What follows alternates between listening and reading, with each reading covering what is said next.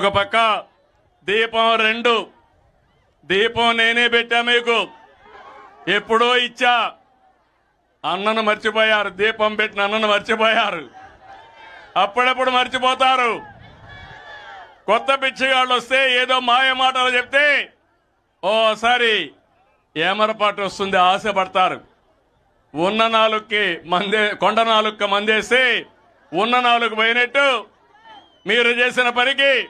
మీ భవిష్యత్తే అంధకారం అయ్యే పరిస్థితి వచ్చింది పోటు సాక్షి టీవీ బ్రాడ్కాస్ట్ చేశారు నేనే ఎంపయ్యా ఏమారిన దానికి నెక్స్ట్ డే నా చేతిలో కత్తి పెట్టి నారాసుర రక్త చరిత్ర సాక్షి పేపర్లో వేసి రాజకీయ విన్యాసం నిన్న మీరు చూశారు గుంటూరులో వాళ్ళ కార్యకర్తే వచ్చాడు ట్రాక్టర్ కింద వాళ్ళ కారు కింద పడ్డాడు ఏం చేయాలి మీరైతే ఏం చేస్తారు అతన్ని కాపాడతారా లేదా చెయ్యాలనా లేదా మన మనుషులతో పనిచేస్తామా లేదా ఏం చేశాడు ఎత్తి ఆ పొదల్లో పారేశారు అతను చనిపోయాడు చనిపోతే అంబులెన్స్ పైన పెట్టాడు ఇది న్యాయమా అని మిమ్మల్ని అడుగుతున్నా నిన్న మీరు చూశారు బంగారుపాలెంలో మార్కెట్ కమిటీ ఉంది అక్కడికి వెళ్ళాడు అక్కడ వాళ్ళ మనుషులు పెట్టి దౌర్జన్యంగా మామిడికాయలు ట్రాక్టర్లు లాక్కొని వచ్చి రోడ్డు మీద పోసి ధర లేదని విన్యాసం చేశాడు ఇప్పుడు ఏం చేశాడంటే దానిపైన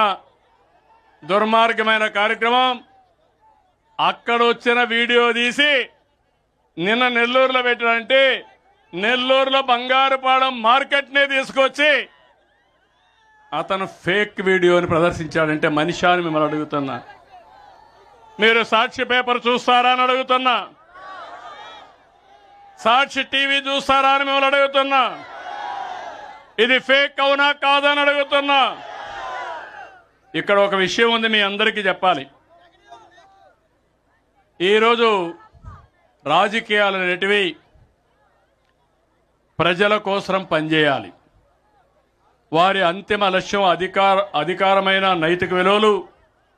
పద్ధతులు నిబంధనలు కట్టుబాట్లు తప్పనిసరిగా ఉండాలి ఎక్కడున్నా మనం వచ్చిన తర్వాత అవి ఓపెన్ చేసి ఎవడెవడైతే మన కార్యకర్తలను అన్యాయం చేసినాడో వాళ్ళందరినీ కూడా చట్టం ముందర ఏ రకంగా నిలబెట్టానో ఆ రకంగా నిలబెట్టించి అందరినీ కూడా సినిమా చూపించే కార్యక్రమం మాత్రం జరుగుతుంది వాళ్ళు చేసినవన్నీ కూడా వడ్డీతో సహా ఏదైతే నువ్వు ఎత్తుతున్నావో అదే పండుతుంది ఎక్కడో కూడా మనం అన్యాయం చేయడం లేదు ఏదైతే మీరు ఎత్తినారో అదే రేపొద్దున పండుతుంది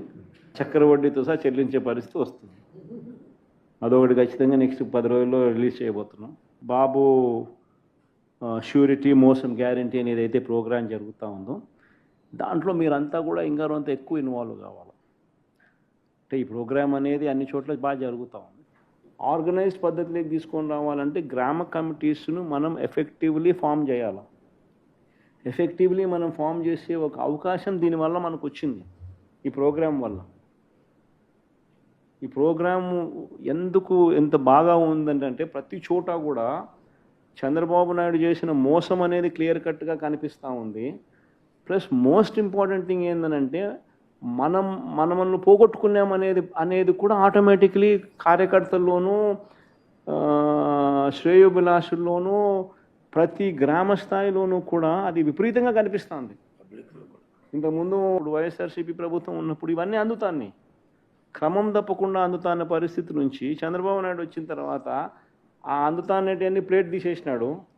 ఆయన ఇస్తానని చెప్పినవన్నీ కూడా బిర్యానీ పెడతానన్నాడు అది మూతగా బిర్యానీ అనేది పలావ్ పోయింది బిర్యానీగా దేవుడెరుగు